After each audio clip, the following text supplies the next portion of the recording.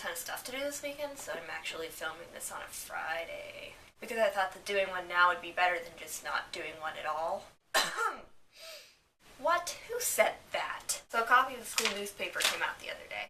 And at lunch, a friend of ours got really upset over this article on page 8 called "Listen Up Ladies, No Love for the Nice Guy." So I want to talk about this for a minute, because I think she has some good points, and I hear people complain about this on the internet a ton. The following is a few passages from said article. In my past few years of my high school, I've had the privilege of meeting some amazing dudes. These are genuine young men who manage to stay on top of their schoolwork, participate in sports, pursue their passions, and do it all with a smile on their face. They hold the door open for you, give you a pencil when you need one, and expect nothing in return simply because they're good people.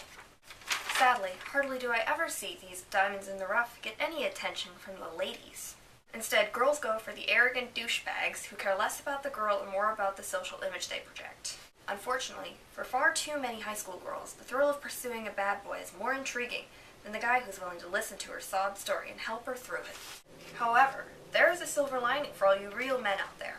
After years of being cheated and used, these beautiful young women will eventually realize that going for the party animal jerks never works out, and what they're missing is some lovin' from a down-to-earth dude. Firstly, I'd just like to talk about what that means, being a nice guy. It means, essentially, that that person has good social and moral conduct. Which is great, don't get me wrong.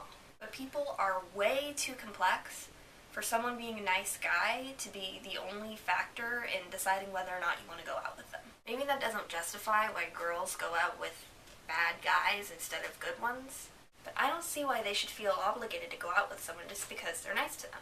Especially because, as my friend pointed out, being nice is pretty much the minimum amount of effort you need to put into having anyone like you for any reason, romantically or otherwise.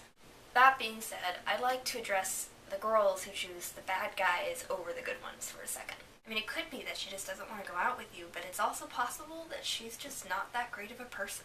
Maybe the silver lining for real men isn't that women discovered that they were being stupid, but men realize that they can do better than some chick who dumps them for some douchebag. There are a ton of girls out there, and maybe not all of them have perfect hair and charming laughs. But if you are behaving towards someone in a way that it's obvious that you care about them, the girls who treat you the way that you should be treated are not going to choose a douchebag over you.